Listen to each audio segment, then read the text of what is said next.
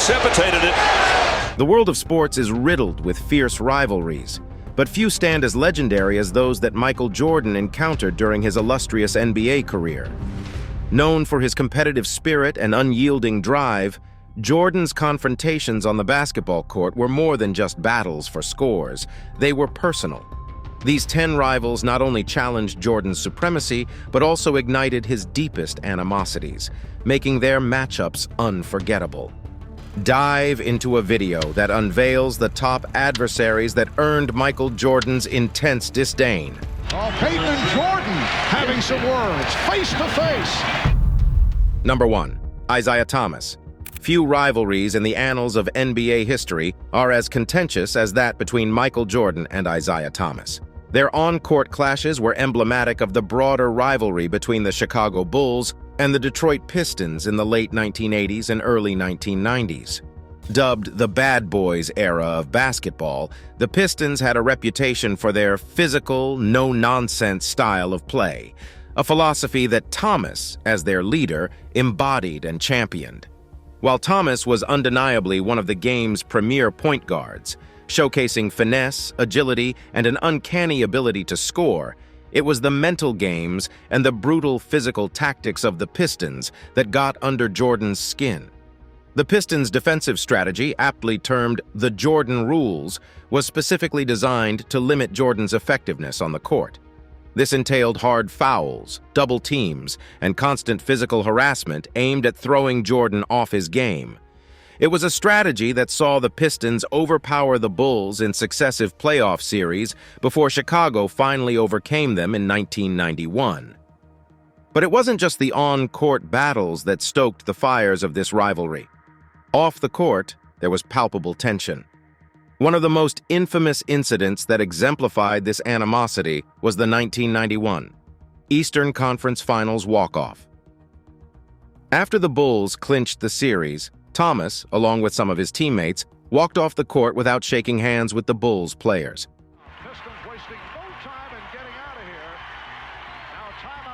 A move considered unsportsmanlike and a breach of traditional basketball etiquette. Jordan took this personally and didn't mince words in the media when asked about it. Furthermore, controversies surrounding the 1992 Olympic Dream Team selection added another layer to their tumultuous relationship. It's widely believed that Jordan played a role in Thomas being left off the team, though he has never explicitly confirmed it.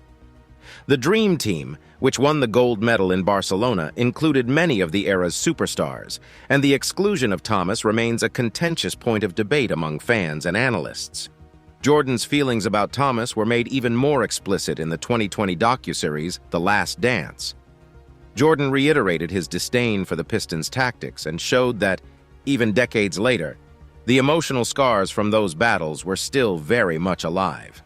He made it clear that while he respected Thomas's talent as a player, the personal animosity stemming from their playing days hadn't entirely faded. Yet for all the bitterness and intense competition, it's essential to recognize the greatness of both individuals. Isaiah Thomas, with his stellar playmaking and scoring abilities, led the Pistons to back-to-back championships in 1989 and 1990. On the other side, Michael Jordan, driven partly by his desire to overcome rivals like Thomas, ascended to unparalleled heights in the basketball world, collecting 6 championships and solidifying his place as one of the game's all-time greats. The Jordan-Thomas rivalry remains one of the most intriguing chapters in NBA lore. It was a collision of skill, wills, and contrasting team philosophies. While the two may never see eye to eye, their battles on the hardwood have left an indelible mark on the sport, serving as a reminder of the passion, intensity, and drama that basketball can offer. Number 2. Bill Laimbeer. If Isaiah Thomas was the strategic mind behind the Detroit Pistons' aggressive style, then Bill Laimbeer was its enforcer, its heart, its very embodiment. Standing at 6'11", while Laimbeer was a central figure in the Pistons' bad boys image, and his confrontations with Michael Jordan are etched in the annals of NBA rivalries. Their encounters weren't just basketball matchups. They often felt like a gladiator-style combat where every possession was fiercely contested. Laimbeer was notorious for his rough play. He wouldn't hesitate to give an elbow, set a hard screen, or commit a flagrant foul if he believed it would give his team an advantage. It was this kind of play that earned him the disdain of many opponents, with Jordan being chief among them, the Pistons. Aforementioned Jordan rules often culminated in Laimbeer delivering a hard foul on Jordan as he drove to the basket, ensuring he paid a physical price for every point he scored. But Laimbeer wasn't just a bruiser. It would be a disservice to label him merely as an on-court villain without acknowledging his significant basketball acumen. He was an excellent rebounder and had a reliable jump shot, especially for someone of his size. This combination of skill and physicality made him an invaluable asset to the Pistons and a significant thorn in the side of their opponents, especially the Chicago Bulls. Jordan's frustrations with Laimbeer were evident. The countless hard fouls, the skirmishes, and the mind games played out in front of millions, defining an era of basketball that was as mentally demanding as it was physical. It's worth noting that while many players disliked Laimbeer for his on-court antics, Jordan's animosity seemed particularly profound. Their clashes were emblematic of the broader Chicago-Detroit rivalry, a battle for supremacy in the Eastern Conference that was as much about personal pride as it was about team success. Off the court, the disdain didn't diminish. Jordan was candid in expressing his feelings about Laimbeer in various interviews. In The Last Dance docuseries, his comments about the Pistons, and Laimbeer in particular, underline the depth of their animosity. Laimbeer, for his part, has never shown much regret for his playing style, often stating that he did what was necessary to win. Years have passed since these titans clashed on the court, but the memories remain fresh for basketball aficionados. The 1990s NBA was a different beast, a place where physicality reigned supreme, and Laimbeer was its poster child. Against this backdrop, Jordan's path to greatness was littered with challenges, with Laimbeer serving as one of the most significant and formidable. In retrospect, while hate is a strong word, it's hard to argue that any emotion less intense could accurately describe the feelings between Jordan and Laimbeer. Their rivalry is a testament to an era of the NBA where battles were hard-fought, and legends were forged not just in victories, but in the trials and tribulations faced along the way. Number 3. Reggie Miller. The 1990s NBA landscape was filled with iconic matchups, but when it came to sheer drama and theatrics, few could match the fireworks between Michael Jordan and Reggie Miller. While the Bulls-Pistons rivalry was characterized by raw physicality, the Jordan-Miller confrontations were a blend of skill, wit, and mental gamesmanship. Miller, the sharpshooting guard of the Indiana Pacers, was never one to back down from a challenge, especially when that challenge was named Michael Jordan. Reggie Miller's style was a stark contrast to the brutishness of the Pistons. He was sleek, fast, and his shooting was a thing of beauty. His quick release from beyond the arc made him one of the deadliest shooters the league has ever seen. But it wasn't just his scoring ability that made Miller a formidable foe. It was his penchant for clutch performances and his knack for getting under the skin of his opponents, Jordan included. Their matchups were a sight to behold. Miller with his wiry frame darting around screens to get open shots, and Jordan with his unparalleled defensive prowess trying to thwart him. They were battles of will, technique, and mental fortitude, and as is often the case with great rivalries, tempers frequently flared. One of the most memorable incidents was their scuffle during a 1993 game, which saw both players grappling with each other before being ejected. It was a clear indication that neither was willing to give an inch. The pinnacle of their rivalry came during the 1998 Eastern Conference Finals. It was the Bulls' quest for their 6th championship and the Pacers' best chance to reach the NBA Finals with Miller at the helm. The series went to 7 games, each filled with drama, clutch moments, and, of course, the Miller-Jordan duel. Miller's iconic push-off three-pointer in Game 4 and Jordan's heroics throughout the series added to the lure of their individual rivalry. What set the Miller-Jordan rivalry apart was the mutual respect between the two. Despite their on-court confrontations, there was an understanding that each was pushing the other to his limits. Miller has often spoken about how facing Jordan was the ultimate challenge, and that it forced him to elevate his game. Jordan, in turn, acknowledged Miller's tenacity, especially during their playoff battles. Number 4. John Starks. In the sprawling tapestry of Michael Jordan's rivalries, the fiery confrontations with New York Knicks guard John Starks occupy a special place. The Bulls-Knicks matchups of the 1990s are iconic, representing an East Coast tussle for supremacy, with Jordan and Starks often at the epicenter of these high-stakes battles. While Starks never possessed the same global fame as some of Jordan's other rivals, his heart, determination, and sheer grit made their face-offs legendary. Starks was the epitome of the underdog. Undrafted and having to fight for his place in the league, he brought a tenacity to the court that was both his strength and, at times, his Achilles heel. He played with a chip on his shoulder, and this ferocity was most evident when he was matched up against the game's greatest player. Starks was fearless in his approach to guarding Jordan, often employing physical play and relentless defense in an attempt to disrupt the rhythm of the Bulls' superstar. Their on-court tussles were intense, to say the least. Starks, with his aggressive defense, would often push Jordan to the edge, leading to numerous memorable moments. One of the most iconic incidents between the two occurred during the 1993 Eastern Conference Finals, when Starks delivered a massive dunk over Jordan and Horace Grant, a play that would forever be etched in Knicks lore. Though the Bulls would go on to win the series, Starks's fearless drive symbolized the spirit of the Knicks during that era. But as with any fierce rivalry, there were also moments of frustration. Starks's temper sometimes got the better of him, leading to technical fouls and ejections. Jordan, with his uncanny ability to get into the minds of his opponents, often capitalized on these moments, using them to fuel his own game and tilt the balance in favor of the Bulls. Beyond the physical clashes, the mental warfare was equally compelling. Starks and Jordan constantly jawed at each other, exchanging taunts and jibes, each trying to gain a psychological edge. These verbal skirmishes added a layer of drama to their encounters, making every Bulls-Knicks game must-watch television. Number 5. Karl Malone. When discussions of Michael Jordan's adversaries arise, Karl Malone's name invariably enters the conversation. Representing the Western Conference's Utah Jazz, Malone, known as the Mailman, for his consistent delivery, was a force to be reckoned with.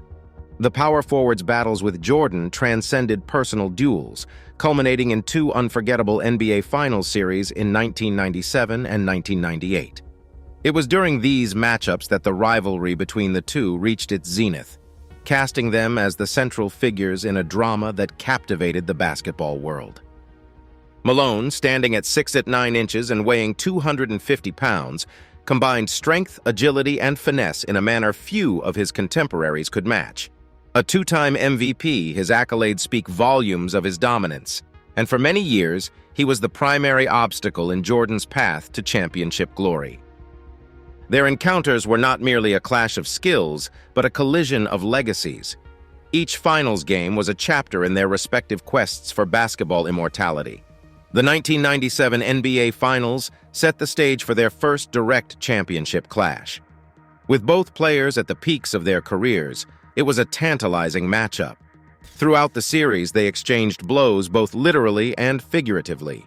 Malone showcased his scoring and rebounding prowess, while Jordan had moments of sheer brilliance, including the legendary flu game. But it was Jordan's clutch play in Game 5, combined with a pivotal steal from Malone in Game 6, that tilted the series in Chicago's favor. Yet, it was the 1998 Finals that truly cemented the Malone-Jordan rivalry. Both teams returned, each seeking to write their own narrative. Malone, hungry for redemption, played some of the best basketball of his career. But Jordan, ever the competitor, had moments of unmatched greatness, including the series-clinching shot in Game 6 after stripping the ball from Malone moments earlier. It was a sequence that encapsulated their rivalry. 2 giants of the game giving it their all, with the slimmest of margins separating victory from defeat. Number 6. Gary Payton. The 1996 NBA Finals witnessed a duel between 2 players who, at their core, were the embodiment of tenacity and unyielding spirit: Michael Jordan and Gary Payton. Payton, often referred to as the Glove for his suffocating defensive prowess, was the point guard for the Seattle Supersonics and presented a unique challenge for Jordan. In an era dominated by discussions of offense, it was Payton's defense that stood as his hallmark, and his confrontations with Jordan became the stuff of legend. Gary Payton was not just another defender, he was a defensive maestro. His ability to disrupt, annoy, and ultimately thwart his opponents was unparalleled, and his confidence was unshakable. When the Supersonics faced the Chicago Bulls in the finals, Payton took it upon himself to guard Jordan, one of the most daunting tasks in the sport. The ensuing matchups were a masterclass in competitive fire and skill. In the early games of the series, Payton was assigned to other defensive duties, and Jordan took advantage, leading the Bulls to a commanding 3-0 series lead. However, when Payton shifted to guard Jordan in the latter games, the dynamics changed. Jordan's shooting percentages dipped, and the games became noticeably tougher for the Bulls. Payton's aggressive defense, combined with his verbal jabs, added a layer of intensity to their encounters. The Supersonics won Games 4 and 5, showcasing Payton's impact, though the Bulls ultimately clinched the championship in Game 6. Beyond the physicality on the court, the verbal exchanges between Payton and Jordan added fuel to their rivalry. Both players were known for their trash talk, and they didn't hold back. Every possession became a battle, every glance a challenge, and every word an attempt to gain an upper hand. This psychological warfare was a testament to their competitive natures and their desire to emerge victorious. The aftermath of their final showdown brought forth varying narratives. Payton, in later interviews and especially in the Last Dance docuseries, asserted his belief that if he had guarded Jordan from the start of the series, the outcome might have been different. Jordan, ever the competitor, laughed off this assertion in the same series, though he acknowledged the challenge that Payton presented. Number 7. Clyde Drexler. In the early 1990s, the NBA landscape was replete with stars, each carving out their legacies. Among them was Clyde Drexler, the high-flying guard for the Portland Trail Blazers. Known as Clyde the Glide for his smooth and athletic style of play, Drexler was often touted as one of the best shooting guards of his era. It was inevitable, then, that comparisons between him and Michael Jordan would emerge. These comparisons culminated in a head-to-head clash in the 1992 NBA Finals, a series that would forever intertwine their legacies. Drexler's game was a blend of grace and power. He could soar to the rim with ease, had a reliable mid-range shot, and was adept at creating for his teammates. By the early 90s, he had established himself as the cornerstone of a Trailblazers team that was consistently among the NBA's elite. When discussions about the league's best arose, Drexler's name was invariably mentioned alongside Jordan's. Some even speculated whether he might be Jordan's equal or perhaps superior in certain aspects of the game. This backdrop set the stage for the 1992 NBA Finals. The Chicago Bulls, defending champions led by Jordan, versus the Trail Blazers, the Western Conference's powerhouse with Drexler at the helm. The series was billed as a showdown between the two premier guards, and it didn't disappoint. From the onset, it was clear that Jordan had a point to prove. In Game 1, he delivered one of the most memorable performances in NBA Finals history, sinking 6 three-pointers in the first half and famously shrugging after the sixth as if he couldn't believe his own prowess. While the series had moments of brilliance from Drexler, including a 32-point performance in Game 4, Jordan's relentless drive ensured that the Bulls emerged victorious in 6 games. The finals did more than just determine the champion of that season. It played a significant role in shaping the narratives around both players. For Jordan, it was another testament to his dominance and an answer to those who drew comparisons between him and other guards. For Drexler, it was a bittersweet reminder of the challenge of competing in the Jordan era. Despite his undeniable greatness, he was often overshadowed by the looming figure of MJ. Number 8. Patrick Ewing. Amid the tapestry of rivalries that Michael Jordan faced throughout his illustrious career, the battles against the New York Knicks and their formidable center, Patrick Ewing, occupy a revered chapter. As two of the most iconic figures of their generation, their encounters were more than just games. They were epic sagas that represented the spirit of competition in the 1990s NBA. Ewing, with his commanding presence in the paint, and Jordan with his aerial acrobatics, often seemed destined to collide on the sport's grandest stages. Patrick Ewing was the embodiment of New York basketball during his tenure with the Knicks. He brought a blue-collar work ethic to the hardwood, combined with undeniable skill and determination. His leadership and prowess had turned the Knicks into perennial contenders in the Eastern Conference. Ewing's battles in the paint, his powerful dunks, and his shot-blocking ability made him a nightmare matchup for any opponent. The Chicago Bulls and the New York Knicks faced off numerous times throughout the 90s, each meeting carrying significant playoff implications. These clashes were never just about basketball. They were about pride, about the spirit of two cities, and about the relentless drive of two legends aiming to cement their legacies. Madison Square Garden became a battleground, with Ewing leading the charge against Jordan's Bulls. One of the most memorable series between the two titans was the 1993 Eastern Conference Finals. The Knicks, having secured a 2-0 lead, seemed poised to finally overcome their Chicago nemesis. But Jordan, with his signature determination, led the Bulls to 4 consecutive wins, dashing the hopes of Ewing and the New York faithful. These games were characterized by their physicality, with Ewing often at the center of the action, challenging Jordan at every turn. The rivalry was also personal. Both players had met earlier in their careers, notably during their college days when Ewing's Georgetown faced Jordan's North Carolina in the 1982 NCAA championship game. Jordan's game-winning shot and Ewing's subsequent dominance in the paint set the tone for their future NBA encounters. Number 9. Charles Barkley.